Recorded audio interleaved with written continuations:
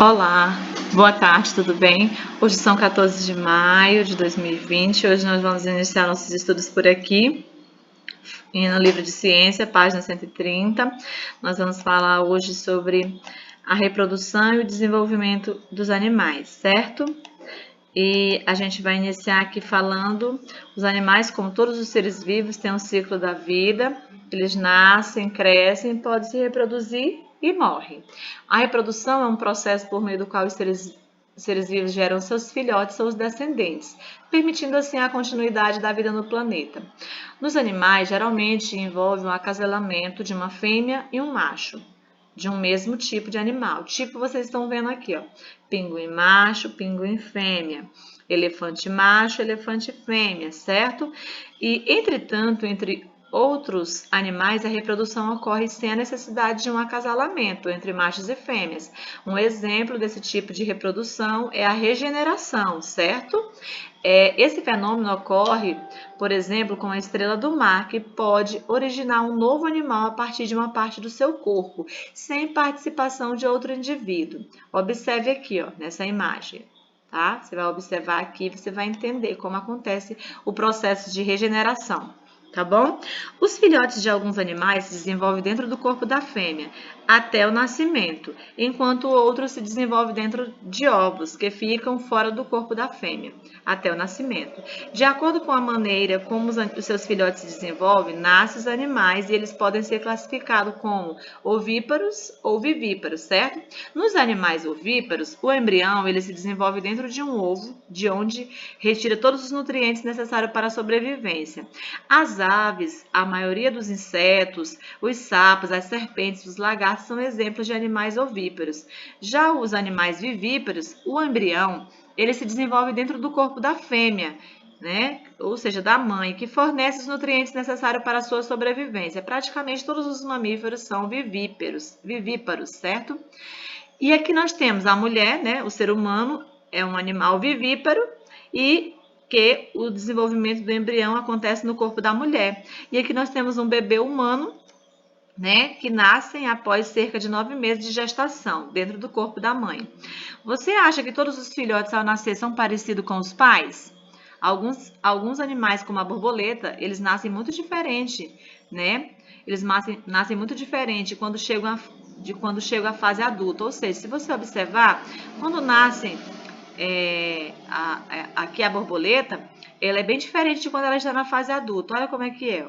Após o acasalamento, a fêmea da borboleta deposita os ovos nas folhas ou galhos de planta.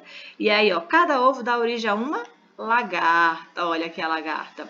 E aí depois a lagarta se alimenta de folhas e após algumas semanas inicia aí a produção de um casulo, ó, certo? Aí o que vai acontecer? Ela vai ficar aqui dentro do casulo paradinha, imóvel, certo? Sem se alimentar dentro dele. E no período da pupa, a lagarta sofre uma série de mudanças. E aí o que acontece? Acontece a metamorfose. Ela se transforma. E quando a metamorfose se completa, o casulo se rompe e libera a borboleta. Olha, a borboleta na sua fase adulta tem asas e é capaz de voar e se alimenta do néctar das flores, certo? O processo de metamorfose não acontece somente com as borboletas, também acontece com diversos insetos, né, e anfíbios. Em cada animal, ele envolve diferentes transformações, está relacionado com as mudanças do corpo, no modo de vida, do seu habitat e da sua alimentação. Vamos ver, por exemplo, aqui o desenvolvimento dos sapos. Ó. O que acontece? Após o acasalamento, a fêmea do sapo deposita os ovos na água. A cada ovo dá origem a um girino, um tipo de larva com cauda que vive na água. O girino cresce e as pernas começam a surgir. E aí, ó, os membros anteriores se desenvolvem e após o desenvolvimento, os membros e a cauda começam a diminuir. Olha aí, ó. Na fase adulta, o sapo vive em ambientes terrestres próximo da água. Olha aí como é que ele ficou na fase adulta. Ó. Bem diferente de quando nasceu, certo? E aqui nós temos uma informação importante nas gotinhas de saber. Tem uma pergunta. Todos os animais cuidam dos filhotes? Na espécie humana, os pais cuidam dos filhotes quando eles nascem. O cuidado com os filhotes, até que eles estejam prontos para sobreviver por conta própria, chama-se cuidado parental e pode envolver a alimentação dos filhotes, a construção de abrigos, a defesa contra predadores e etc. Entre os animais, há grande variedade de hábitos relacionados ao cuidado parental. A responsabilidade pode ser dividida entre machos e fêmeas, ou pode ser apenas de um dos sexos. Por exemplo, aqui nesse caso do cavalo marinho, né, os filhotes se desenvolvem dentro do corpo do macho, certo? Então, nesse caso aqui, é ele. Entende?